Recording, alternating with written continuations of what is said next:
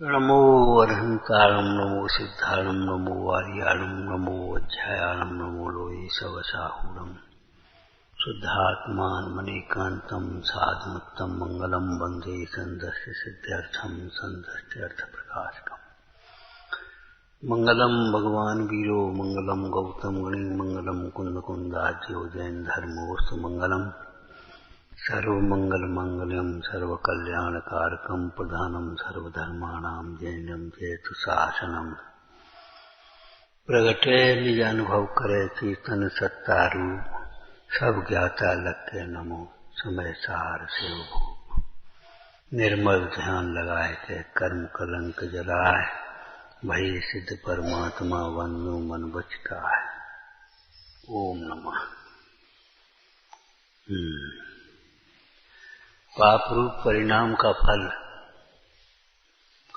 आकुलता है, तीव्र आकुलता है। जो जीव को भयभीत बना रहता है, डर लगता है, वह पाप का ही फल है। आप ये सोचो, चोर को ही डर लगता है ऐसा नहीं, व्यभिचारी को भी डर लगता है, कोई देख ना ले।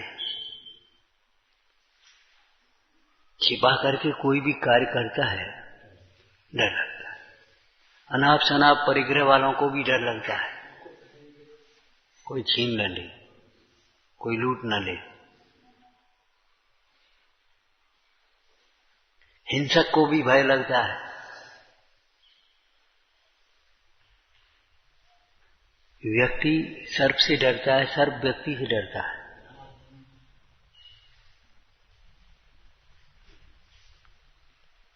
हिंसक को भी भय लगता है, असत्यवादी को भी भय लगता है।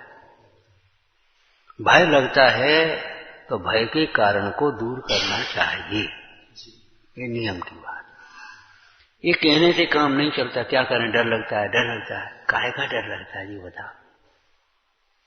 और अध्यात्म के कथन को केवल पकड़ करके और अपनी वर्तमान स्थूल भूल को नहीं देखोगे तो अभी काम नहीं चलेगा। भय क्यों लग, भय का कारण क्यों? हम अपने को देव मानते, बस हो गई।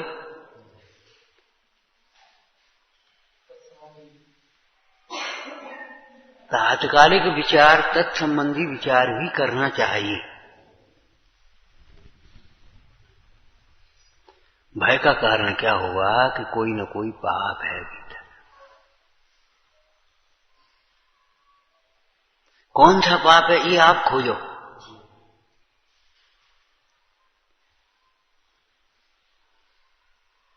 कोई अपमान न कर दे, कोई कुछ कह न दे, क्यों भय लगता है? अनुशासनहीन व्यक्ति को, टाइम से आने वाले व्यक्ति को, कोई ऐसा बच्चे को भी डर नहीं लगता। क्यों? अभी अध्यापक देख लेगा, देर में क्यों आई? वो टाइम से आया ना, और देर से आएगा वो चुपचाप ऐसे से बैठने की कोशिश करेगा, कोई देख न ले। अपराध बोध।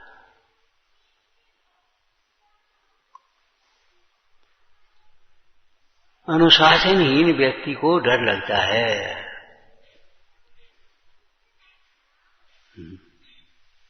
निरंतर भयभीत, उसका मन नहीं लगता। जो जीव देह में और विषयों में आसक्त होता है, उसका धर्म में मन नहीं लगता। भयभीत व्यक्ति के ज्ञान का विकास नहीं होता, सोचने समझने की शक्ति नहीं आती।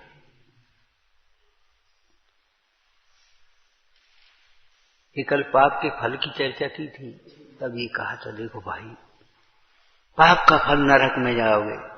अरे नरक में जाओगे तब जाओगे, उससे पहले तो बहुत बड़ी वेदना है।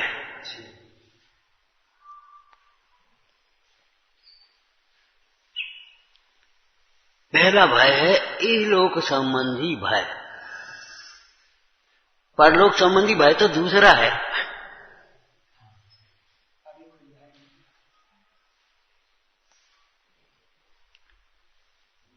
पाप दो प्रकार के कहे थे, एक द्रव्य पाप, एक भाव पाप। तो भाव पाप का फल भाव में आएगा, आकुलता, भयभीत बना।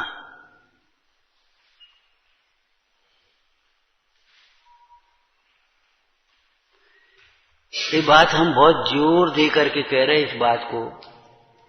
जिन जिन को ये भय लगता है, डर लगता है, उन लोगों को इस पंक्ति का खूब विचार करना चाहिए, खूब स्वाध्याय करना चाहिए।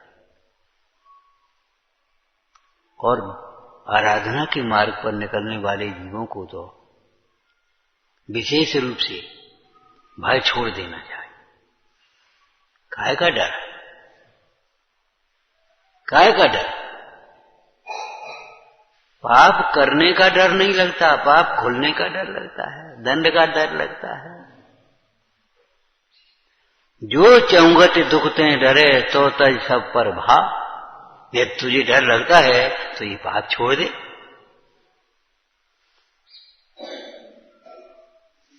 पंचाशीकाय में पाप की चर्चा किस प्रकार से की है बता। जो हिंसा, झूठ, चोरी, कुछ ही परिकर ये भेद करे वो तो अलग है। पंचाशीकाय में पाप की चर्चा कैसे की? हमने आपको कहा था अनेक शास्त्र पढ़ने से बुद्धि, शास्त्र बांचने लायक बुद्धि होती है। हाँ, तो पंचाशीकाय में कैसे है? बहु प्रमाद युक्त चर्या। आलसी जीव को डर लगता है, आलस से छोड़ देना चाहिए। पाप छोड़ने का मतलब है आलस से छोड़ देना चाहिए। बहु प्रमाद युक्त चर्या।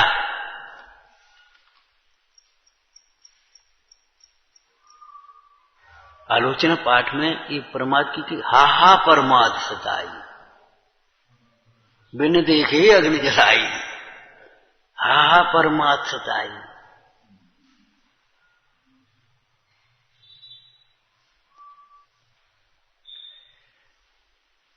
प्रमाद छोड़ देना चाहिए, आलस छोड़ देना चाहिए, बहाने बनाना छोड़ देना चाहिए। असत्य है। बहाने और असत्य की चर्चा में आपको कहा था, बहाना माने सुरक्षित झूठ, ये समझ लो। झूठ की सुरक्षित कर रहे हम, झूठ बोल रहे, बहाने बना रहे।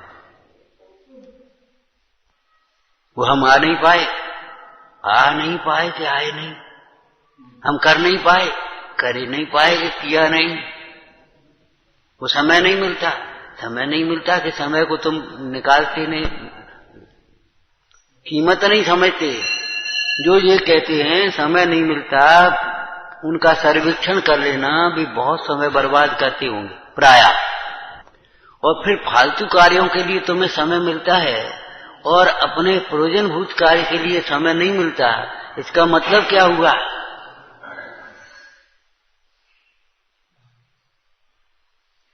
बूंद बूंद सो भरे सरोवर, एक एक मिनट का ब्यौरा निकालो तब पता पड़े तुम्हें समय कितना है तुम्हारे पास।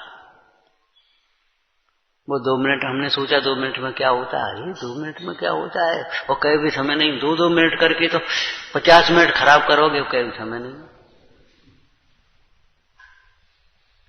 बहु प्रमाद युक्त चर्या।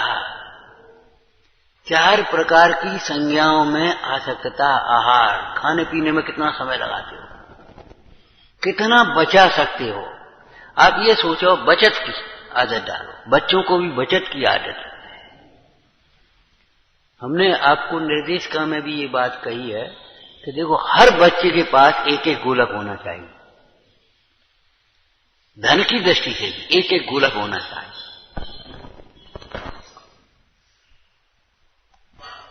वो जोड़ना सीखे और उसको उसी पर खर्च करना सिखाना। छोटे से हिसाब किताब का ब्यौरा उसको आ जाना चाहिए। और अपनी कमाई में से फिर उसको जब खर्च करेगा ना, तो दर्द भी होगा, स्वाभिमान भी होगा। धन बचाने की जैसी प्रवृत्ति है, ऐसे ही हमें समय बचाने की भी आदत डालना चाहिए। जो समय चक्र होता है, समय तालिका, समय चक्र, वह समय बचाने की ही एक प्रक्रिया का रूप है। 24 घंटे के पास का आप समय चक्र बना दें। कोई विशेष काम आ जाए, अदल बदल कर लो, वो अलग बात रही, लेकिन समय चक्र बना देना। जैसी सामाजिक व्यवस्थाओं में व्यवस्था बना लेते भैया, अपन एक काम करो, 1-2 दिन की नंबर बांध देते, और फिर तुम्हारी तकलीफ है, तुमने इनसे कह दिया, इनको तकलीफ है, तुमसे कह दिया। लेकिन एक व्यवस्था बनी रहेगी, परेशान नहीं होना पड़ेगा। और व्यवस्था नहीं बनी होगी तो अब क्या करें? तो ऐसे ही समय चक्र का आपको बिल्कुल नियम करना, बताने के लिए नहीं, बहाने बनाने के लिए नहीं, अभिमान करने के लिए समय चक्र नहीं। हम अपनी चर्या, हमारी ये चर्या, हम ये करते, हम ये करते। अरे ये भी इसमें शामिल करो, ये भी एक काम है, महत्वपूर्ण काम है। क्या करें? देखो सवेरे से उठते लगे रहते, स्वाध्याय के लिए टाइम ही नहीं। अरे स्वाध्याय के लिए भी इसमें टाइम फिट करो ना।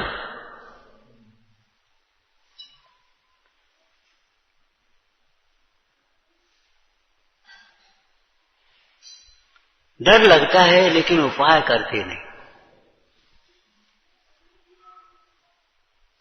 उपाय करो, डर मिटेगा। शाब्काचार्य जी में, आचार्य भक्ति जी में, आचार्य भगवान मुनराज को कैसे संबोधन कर रहे? डरने वाले मुनराज को, छिपाने वाले मुनराज को। हाँ, क्या सुंदर लाइन है। माता पिता के समान गुरुजन, उनसे कहा डरना। तुम डरते क्यों हो? दो कर्म के प्रेरी जीवों के दुख के कोई दोष हो जाए, इसमें आश्चर्य क्या है? तुम्हें दोष के अनुसार, तुम्हारी शक्ति के अनुसार, जिस प्रकार तुम्हारा दोष दूर हो और जिस प्रकार से तुम्हारी आराधना बढ़े, उस प्रकार से प्रायश्चित दे जाएगा। ऐसे थोड़ी सबको एक सा प्रायश्चित दे देंगे। कोई वैद्य भी सब रोगियों को एक सी दवाई नहीं देता, बच्चे को बच्चे की तरह, युवा को युवा की तरह। ज्यादा क्रूर कोष्ठी है तो उसको करी दवाई, और जो मंद उसको मंद विरिच है। शीत का रोग है तो शीत के अनुसार, उष्ण का रोग है तो उष्ण के अनुसार, पित्त प्रकृति है तो पित्त प्रकृति के अनुसार, वात प्रकृति तो वात प्रकृति के अनुसार। गुरु तो वैद्य से बड़े हैं। गुरु माने गुरु, वैद्यों के भी गुरु, ये समझ लो। वैद्य का भी कोई गुरु होगा ना, तो गुरु है, ऐसा थोड़ी। माता पिता के समान गुरुजन, उनसे कहा डरना। जो गुरुओं से डरता है वह संसार में भटकता है, नियम की बात है। और जो पापों से डरता है वह धर्म का पात्र होता है, मोक्ष मार्ग में लगता है। जो क्या कहा, गुरुओं से डरता है वह संसार में भटकता है, पापों से डरता है वह संसार से तैरता है। डरने से पहले किससे डरे ये बात भी तो सोचो। कौन से डरे? मिथ्यात्व है डर के संबंध में। जिससे डरना चाहिए उससे डरते नहीं, और जिससे डरने की कोई बात ही नहीं है उससे डर रहे।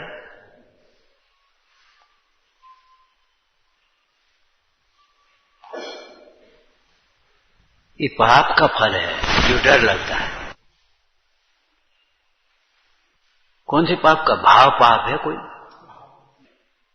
भाव पाप है कोई विषय की आसक्ति होगी, छिपा करके खाने की प्रवृत्ति होगी, वही तो डर लगेगा।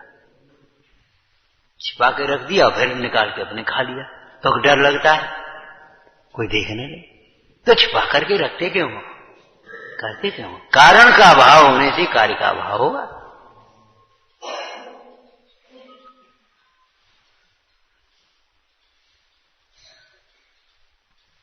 चुपचाप चले गए और चुपचाप अपने करे आए। ये बच्चों की आदत होती है, चुपचाप बाजार में गए और खाया।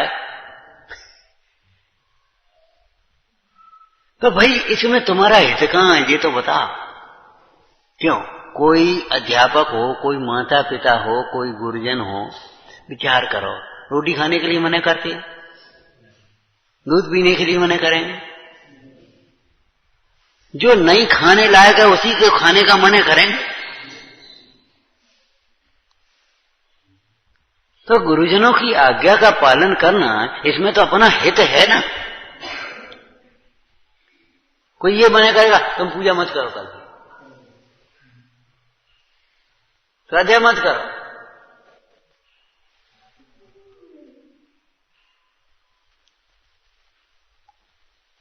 स्वाध्याय मत करो ये कहेंगे, और अगर हमने ये सोच लिया स्वाध्याय नहीं करेंगे तो क्या होगा? विचार करो, तो हमारा सोच विपरीत हो गया कि सही हो गया?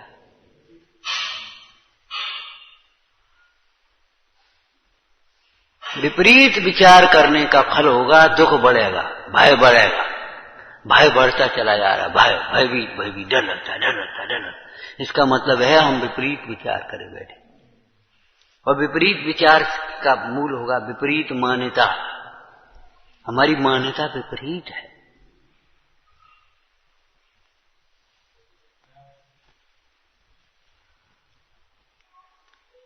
भयभीत व्यक्ति ऐसे लोगों को देखते हैं जो उनके दोषों का पोषण करता रहता है, उनके साथ उनकी खूब पटती है, तुम्हारी भाषा में बोले खूब पटती है। वहां जाकर के बैठेंगे, हंसेंगे, बोलेंगे, बातचीत, वहां डर नहीं लगेगा, बिल्कुल नहीं डर लगेगा।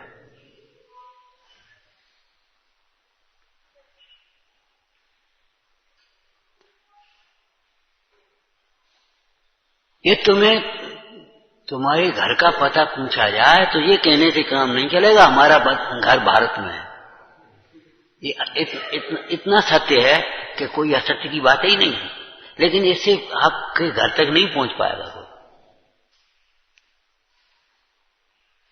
एड्रेस में नीचे लिखो भारत बात, तो पत्र वाला कहां पहुंचाएगा, क्या करेगा पता? बात सही है, हम अपने को भूले हैं, हम अपने को आत्मा नहीं मानते, ये सबसे बड़ा पाप है। बिल्कुल, बातें करना खूब सीख गए, बात सही है, सबसे बड़ा है, कोई बात नहीं तो है। अब छोटे को तो देख ले, कोई बात नहीं।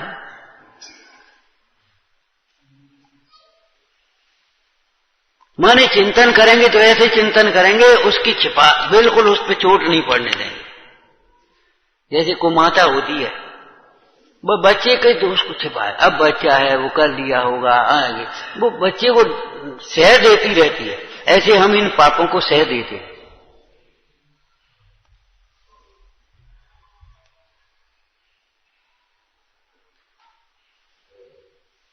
इसलिए हमारा ग्राफ नीचे जा रहा।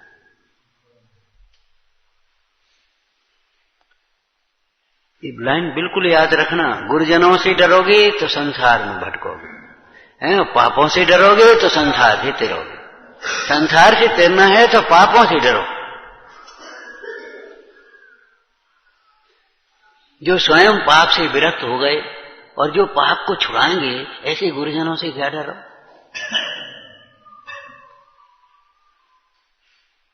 माता पिता के समान गुरुजन, माता पिता का इसमें अर्थ कहना, माता पिता का अर्थ लगाओ, इसमें शब्दार्थ नहीं। माता पिता, माता पिता, मम्मी पापा हैं, मदर फादर, अरे ये तो तुम्हारी पर्यायवाची हो गई, इनमें दम नहीं है।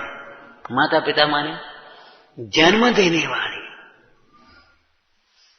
पोषण करने वाले, उंगली पकड़ करके सिखाने वाले, अपने समान बनाने वाले माता पिता क्या होते हैं?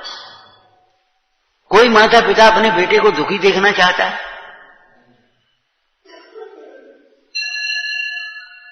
भिखारी बनाना चाहता है? माता पिता माने जन्म ली। ऐसे गुरु माने धर्म का जन्म, ज्ञान वैराग्य को उत्पन्न करने वाले, ज्ञान वैराग्य का पोषण करने वाले, मोक्ष मार्ग में लगाने वाले, मोक्ष मार्ग में बढ़ाने वाले, और बीच में जो दोष हो जाए उन्हें छुड़ा करके आगे बढ़ाने वाले। माता क्या समझते हो? माता पिता क्या करते हो? छोटा बच्चा देखा तुमने, नाक आ गई तो माता ऐसे पहुंचेगा और हाथ धोएगी, माने ग्लानि रहित होकर के उसकी गंदगी को साफ करो। कोई गंदी आ, कहां सीख के आया? खड़ा हो जा, कहां सीख के आया जल्दी बता। हाँ बेटा बताओ तो सही, कहां सीख के आए? ये गंदी आदत कहां सीखी तुमने?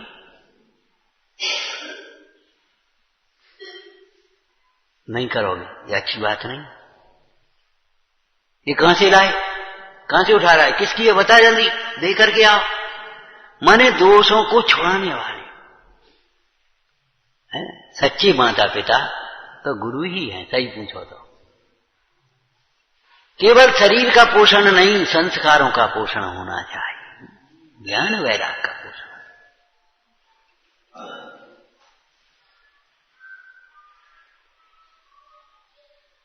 तो माता पिता के समान का अर्थ समझ में आया।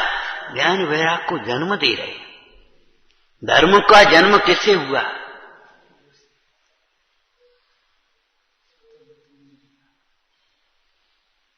पोषण कौन करेगा? कहां तुम्हारा ज्ञान वैराग्य पुष्ट होगा? गुरुजनों की संगति में, पंच परमेष्टि की संगति में तुम्हारा ज्ञान वैराग्य पुष्ट होगा। लौकिक जीवों की संगति में तो तुम्हारा ज्ञान वैराग्य सूखेगा, अभिमान पुष्ट होगा। लौकिक जीवों का संग अगर अच्छा लगता है तो समझ लेना चाहिए तुम्हें तो मान, और परिचय सहते हुए भी गुरुजनों का समागम इष्ट लगता है तो समझ लेना चाहिए धर्म बुद्धि है हमारी।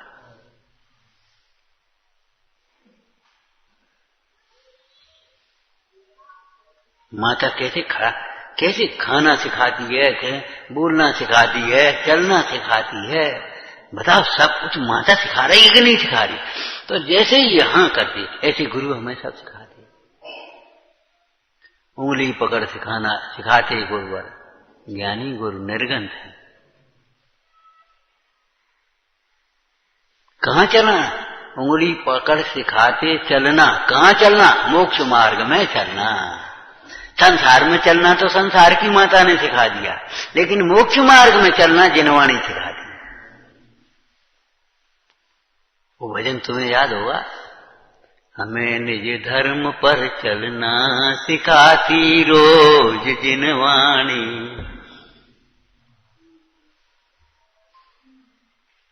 अब तुमसे इनसे डरते, ये पढ़ना पड़ेगा, ये करना पड़ेगा, तो अच्छी तो बात है।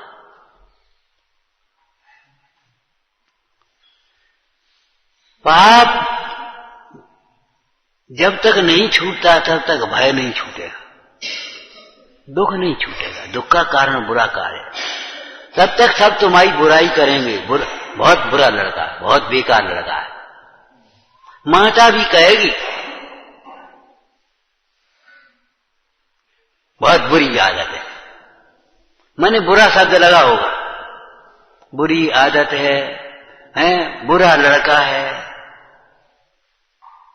कहेंगे कि नहीं? बहुत बुरा आदमी, बेकार आदमी। क्यों? बेकार माने क्या है? हिंसक है, झूठ है, चोरी है, कुशील है, परिग्रह, यही तो होगा बेकार। बहुत बेकार आदमी है। कोई ये तो नहीं कहेगा स्वाध्याय करता है इसलिए बेकार, पूजा करता है इसलिए बेकार।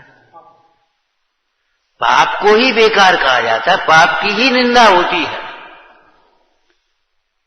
ये जीव अपने को पाप को एक मानता है, इसलिए ऐसा लगता है मेरी निंदा हो रही है। तेरी निंदा कोई करता ही नहीं। कल कहा था, पाप की ही निंदा होती है।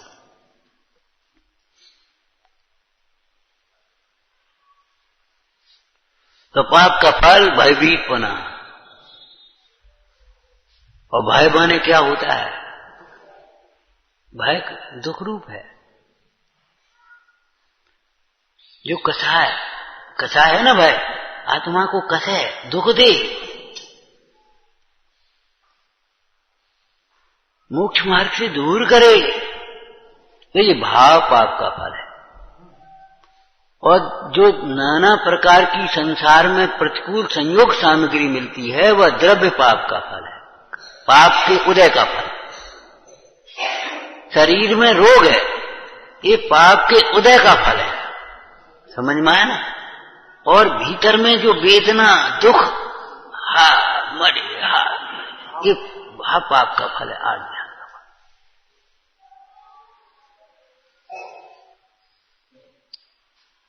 अलग अलग है। और लोक में जो निंदनीय होता है, लोक में निंदा, वो चरणानियोग के द्रव्य पाप का फल है। द्रव्य पाप दो प्रकार का बताया था। द्रव्य पाप दो प्रकार का, एक तो पाप नाम का कर्म, पाप कर्म की जो प्रकृतियां हैं ना, वो द्रव्य पाप कहलाती, कर्णानी योग से। असाता वेदनी, अशुभ नाम, नीच गोत्र, नरक आयु, क्या है ये? द्रव्य पाप। ज्ञानावरण, दर्शनावरण, मोहनी, अंतराय, ये द्रव्य पाप है। और चरणानी योग में द्रव्य पाप क्यों कहा? परिभाषा पूछेंगे हम।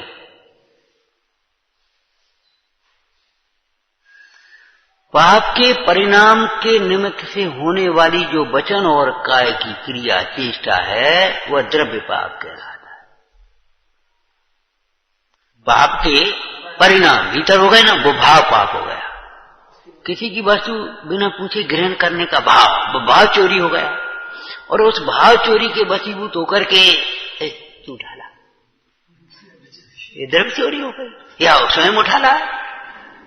वचन और काय से जो पाप रूप क्रिया होती है, वह द्रव्य पाप कहलाता है। और मन में जो पाप का विचार, योजना, प्लानिंग चलती है, वो भाव पाप कहलाता है। पाप रूप परिणाम, उसको तो भाव पाप कहेंगे।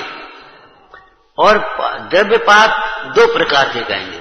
एक पाप रूप जो क्रिया है, चरणान योग में उसे द्रव्य पाप कहा है। और जो कर्णान योग है, पाप रूप कर्म प्रकृतियां हैं, उनको द्रव्य पाप कहा। तो जो बाहर में अभी सामने जो प्रतिक्रिया हो रही है, वो तुम्हारे द्रव्य पाप माने चरणान योग पाप रूप क्रिया। कैसे बोलते हो, कैसे बैठे हो, क्या कर रहे हो, आलसी कहेंगे, कैसे कपड़े पहने आए, कैसे क्या करते हो। अब ये काय का, ये द्रव्य पाप अभी चरणान योग वाला है। शरीर में रोग हुआ, उसमें केवल वो शरीर वाला वो पूर्व पाप कर्म का उदय ही नहीं है, वर्तमान का भी पाप है। कुपथ सेवन, विषयों की आसक्ति, आलस्य, अभिमान, ये द्रव्य वर्तमान के पाप। अकेले द्रव्य पाप माने पाप कर्म का उदय ही नहीं है, वर्तमान का पाप का परिणाम भी है साथ में। वर्तमान के पाप के परिणाम को तो छोड़े, पाप के परिणाम मात्र को ही नहीं, पाप के परिणाम छोड़ने के लिए पाप रूप वचन बोलना भी छोड़े और पाप रूप क्रिया भी छोड़े। पाप के वर्तमान के पाप को छोड़े, फिर पूर्व पाप के उदय का विचार करके समता रखे, ये तो है विधि। और केवल पाप के परिणाम को न छोड़े, पाप की क्रिया को न छोड़े, पाप रूप वचन को न छोड़े और पाप के उदय को दोष देवे, ये है कुविधि, स्वच्छंदता। क्या करें, हमारा पाप का उदय, क्या करें, पूछते क्यों? पाप मत करो, पाप को छोड़ो।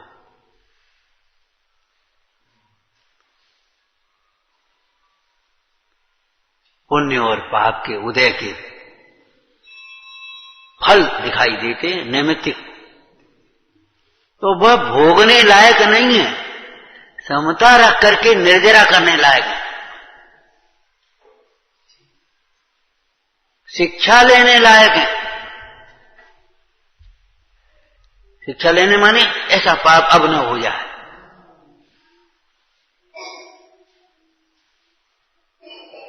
नागश्री कन्या ने अपने पिता को ऐसे ही तो समझाया था, पिताजी आप कह रहे हो अहिंसा व्रत को छोड़ दो, देखो हिंसा का क्या फल होता है, देखो हिंसा से फांसी लग रही कि नहीं लग रही।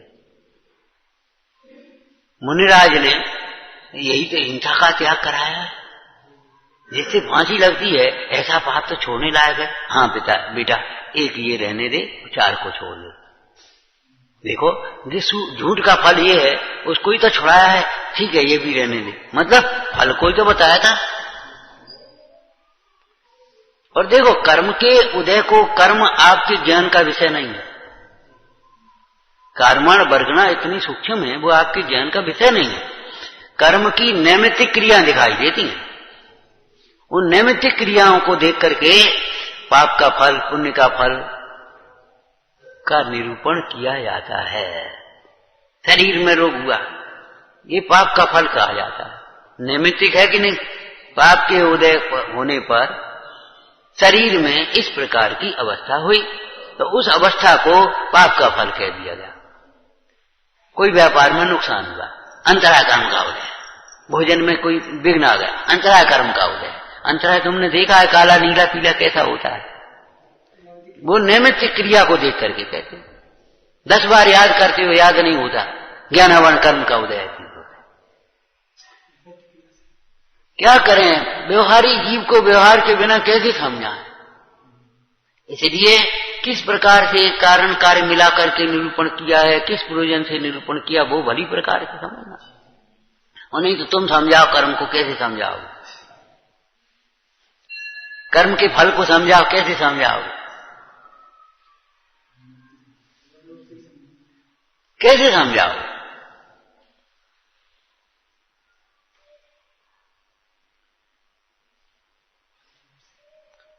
उसे समझाएंगे नैमित्तिक रूप से। तो पाप के परिणाम से निरंतर भयभीत रहता है। बच्चों सुनो, डर लगता है, इसका मतलब है कोई पाप कर रहे हो तुम। समय पर अपना काम न करना ये भी पाप है। क्यों? समय पर अपना काम नहीं करना ये भी पाप है।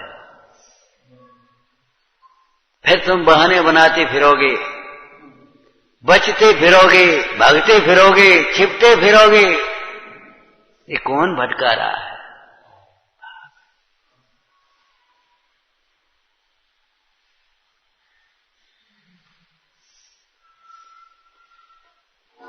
अगर तुम ये चाहते हो हमें डर न लगे, तो बस समझ लो पाप छोड़ दो, अपने आप डर नहीं लगेगा। फिर तुम्हें कोई डराएगा तो भी डर नहीं लगेगा, ये समझ लो। खड़े हो जाओ, 2 और 2 कितने होते हैं? 4। डंडा चला, ले आओ डंडा। अरे 4 होते हैं, हम डंडा ले आओ। डंडा क्या करे हो? डंडा के भय से हम 5 थोड़ी कह देंगे। तुम्हें विश्वास है ना? सम्यक दृष्टि जीव निशंक होता है, निर्भय होता है। माने निशंक और निर्भय रहने के लिए सम्यक दर्शन चाहिए। कोई अपराध भी होता है, कोई दोष भी होता है, तो भी ये सोचना चाहिए माता पिता से या गुरुजनों से डरने की बात क्या है, ये तो हमारे दोष को छुड़ाएंगे।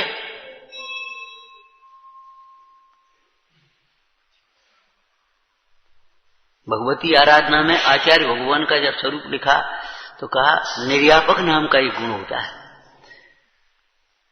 जो साधक जीव हैं, समाधि के समय में हो या जीवन काल में संयम की साधना करने वाले हो, दोषों के कारण से आचार्य भगवान उन्हें बीच में नहीं छोड़ते।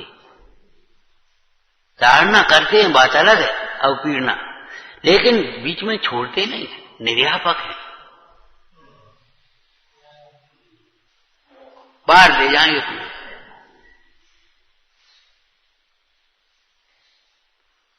छपक घबरा जाए, छपक माने समाधि में स्थित साधु घबरा जाए, तीव्र वेदना हो जाए, भूख प्यास सता जाए, किसी चंचलता मन में हो जाए, तो भी आचार्य भगवान उसे संबोधन करेंगे और ये कहेंगे देखो हम तुम्हें बीच में नहीं छोड़ेंगे, सारा संघ तुम्हारी सेवा में सावधान है, तुम क्यों घबरा रहे? सारा संघ तुम्हारी सेवा में सावधान है, तुम घबराते क्यों? हम तुम्हें बीच में नहीं छोड़ेंगे। क्यों नहीं छोड़ पाते? जानते हैं ये तो कर्मोदय के खेल हैं, इनमें क्या दम है? ये कोई जीव का परिणाम छोड़ेंगे? ये कर्म का परिणाम है, ये नोकर्म का परिणाम है, समय सार उनके जीवन में है।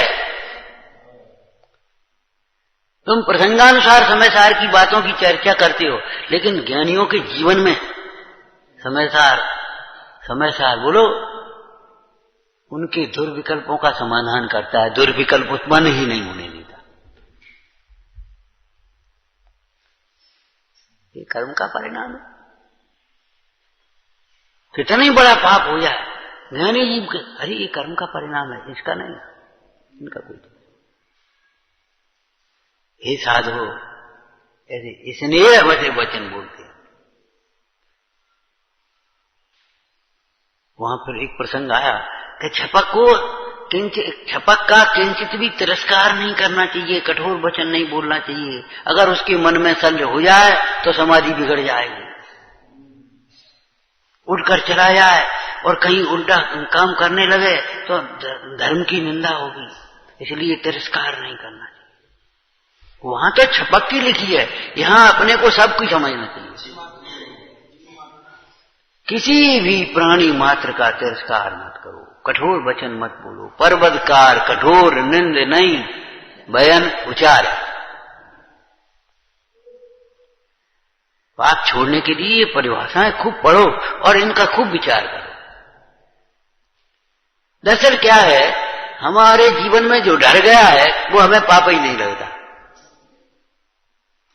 और तो कसाई को कसाय जो घात करना है ना, इन सब वही पाप नहीं लगता। अगर पाप लग जाए तो छोड़ने के लगता ही नहीं। चोर को चोरी करना पाप नहीं लगता, क्योंकि क्यों, हमारा तो धंधो है, धंधा है कि पाप है। मजदूर से काम किया, बेटा नहीं देख थोड़ी खुदो करो जी, काका तुझे चीटा महाराज अब हमारा रोज को काम है, धंधो है हमारा। माने उसको धंधा मान रहा है, काम मान रहा है, पाप नहीं मान रहा। अब कैसे छूटेगा? जैसे उनकी दशा है ऐसे ही हमारी दशा हो गई। हमें ये लगता नहीं हमारा जो प्रमाद रूप चर्या है ये पाप है, अभिनय रूप परिणाम है ये पाप है। ये हमारा जो सारा परिणाम जो चल रहा है, हमारी जो प्रवृत्ति चल रही है, ये पाप रूप है, न धर्म रूप है न पुण्य रूप है।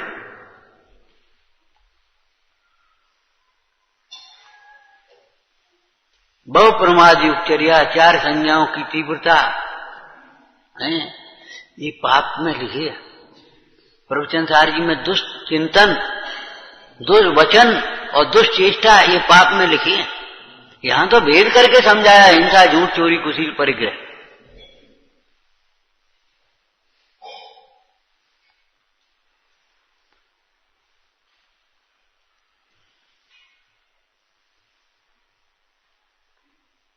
बिना प्रयोजन कार्य करना पाप है, अनर्थ दंड है कि नहीं बोलो? बिना प्रयोजन। बहुत से बच्चे इनकी आदत होती है, बिल्ला के पेंसिल अपन चलाते रहेंगे, कागज बिगाड़े, पेंसिल बिगाड़े, वक्त कहाँ भी फारी बागो कागज फाड़ दो, बहुत है फेंक दो, बहुत है फेंक दो। पाप है, लगता है तुम्हें पाप है।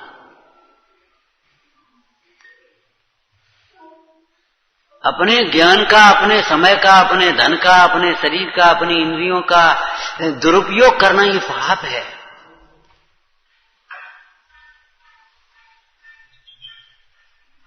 भाई मरोड़ रहे जबरन, तोड़ के फेंक दे, पाप है, ये पाप है भाई।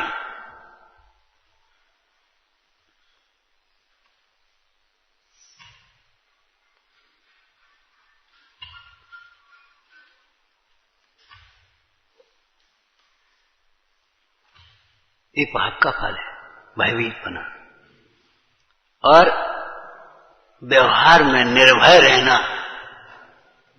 हाँ, निश्चिंत रहना, प्रसन्न रहना, ये पुण्य का फल।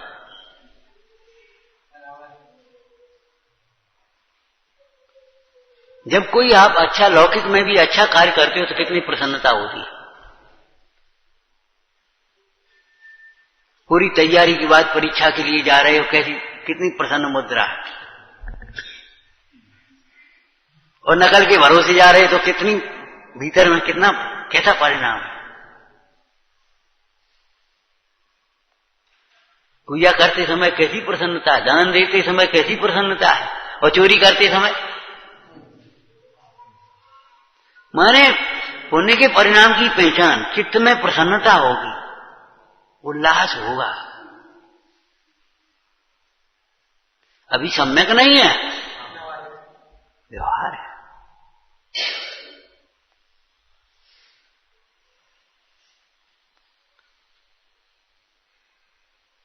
चित्त में प्रसन्नता होगी, निश्चिंतता होगी। वो दृष्टांत तो तुम्हें याद होगा, हैं?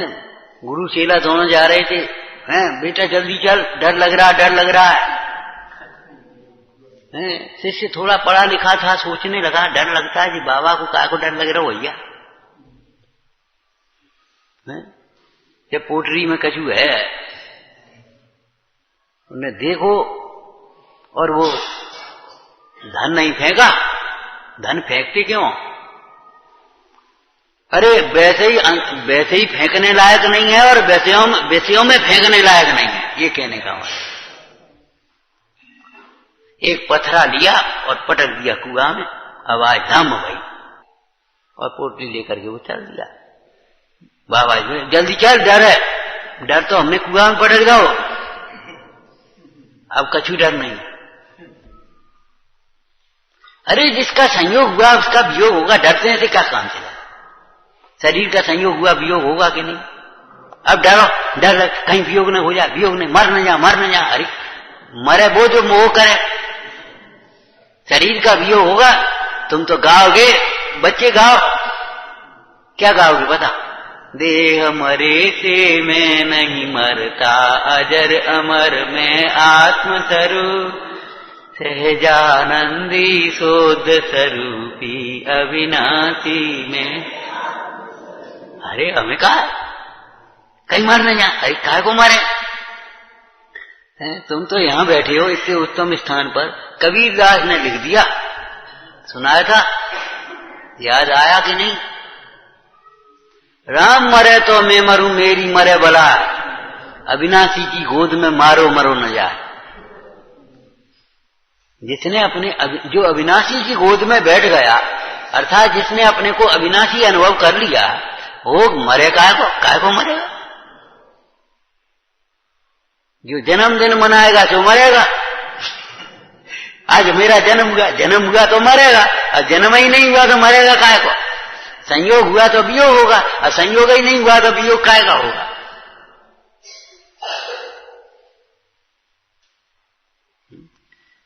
विचार करो। निर्गंथ के बताओ, धन का अभाव कब होगा? निर्गंथ के धन का अभाव कब होगा? कि निर्गंथ के धन का अभाव होने की बात ही नहीं, उसने पहले ही धन छोड़ दिया। ब्रह्मचारी की स्त्री का अभाव वियोग कब होगा? बोलो, स्त्री है ही नहीं उसके, वियोग होने की बात ही नहीं रही। जिसका संयोग ही नहीं है उसके वियोग की बात का। तो भयभीत नहीं होना है तो पाप छोड़ो, पाप नहीं छोड़ना है तो ज्ञानाभ्यास करो। ज्ञानाभ्यास करे मन माही, जो पढ़ते सुनते हैं उसका विचार करो। काहे का डर? क्यों डर लग रहा है? अपने को उपदेश दो, अपने को संबोधन करो, डर क्यों लगता है? डांटेंगे तो डांटेंगे, डांटने का काम करोगे तो डांटेंगे ही, उसमें क्या बात है? और डर के मारे तुम 2 दिन के बाद जाओगे तो फिर तब नहीं डांटेंगे। विचार करो, जब फेल हो जाओगे तब भी तो डांट पड़ेगी। साल भर क्या करते रहे, क्या पढ़ा लिखा तुमने?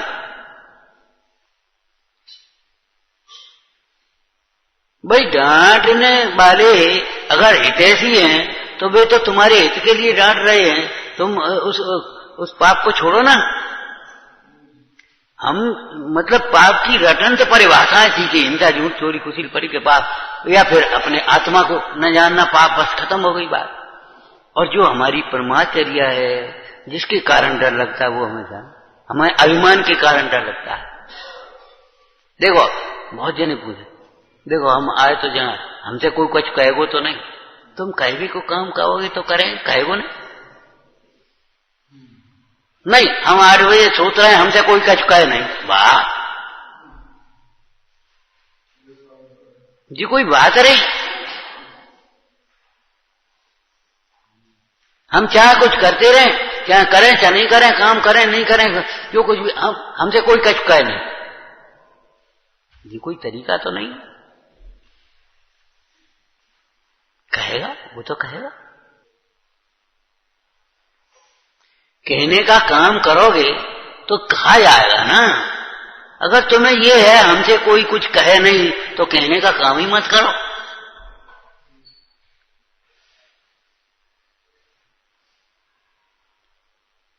योग्य प्रवर्तन वाले से तो कोई कुछ कहेगा तो वही कहेगा जो उसे सुहाएगा।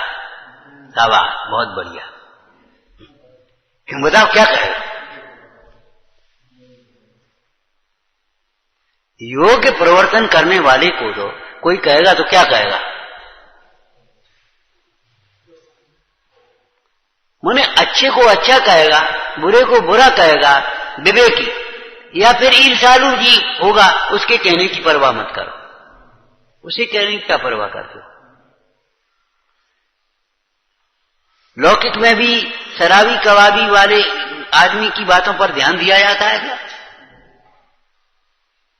लौकिक में रास्ते चलते कोई शराबी अपना बकरा हो तो उसकी बातों पर ध्यान दिया जाएगा? बोलो। तो फिर मोक्ष मार्ग में तुम ईर्ष्यालु व्यक्तियों की बातों पर ध्यान क्यों देते हो? मोहीजनों की बातों पर ध्यान क्यों देते हो? ये पाप है कि नहीं? विचारना। हे जिनवाणी भारती तो ही जपो दिन रैन, जो तेरी शरणा गए सो पावे सुख चैन। या वाणी के जानते सूझे लो कालो, तो वाणी में सदा देत हूँ।